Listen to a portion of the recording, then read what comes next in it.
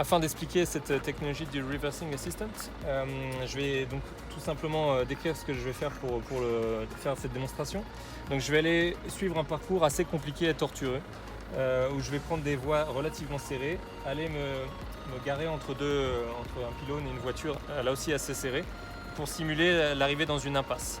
Avec cette impasse, on va voir que ça va être un peu compliqué pour moi de sortir naturellement. Donc pour le faire beaucoup plus en confort, je vais demander à la voiture, qui a mémorisé mes 50 derniers mètres, de reproduire ces mêmes 50 derniers mètres dans l'autre sens en marche arrière sans que j'ai à toucher le volant ni l'accélérateur.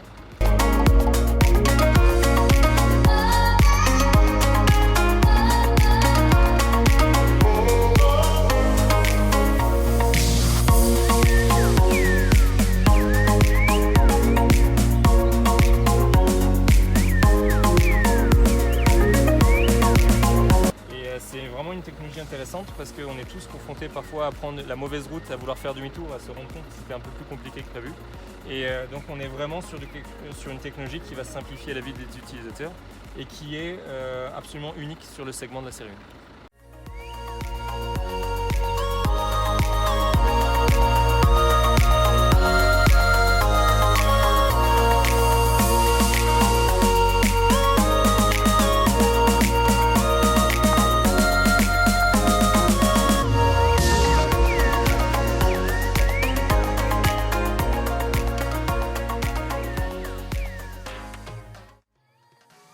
Mais je ne touche pas la pédale d'accélérateur, je ne touche pas le volant. Et à partir du moment où je relâche le frein, la voiture va faire l'intégralité du trajet que je viens d'effectuer pour moi, sans que j'ai à me soucier de quoi que ce soit.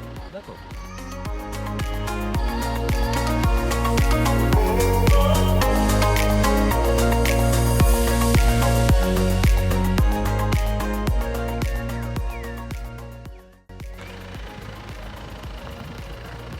Voilà, donc la voiture est revenue exactement à son point d'origine. Alors tu peux nous confirmer aussi, alors bien sûr on garde le pied sur le frein en cas de sécurité, ce qui paraît totalement normal, mais il y a quand même un système de sécurité qui permet quand même au véhicule de s'arrêter. Tout à fait. Si un enfant par exemple traverse. Si un piéton traversait Voilà. le champ d'action qui est prévu par les roues de la voiture va faire un freinage d'urgence. Et évidemment nous avons à ce moment-là instantanément en plus le réflexe de rappuyer dessus, donc la voiture s'est instantanément stoppée.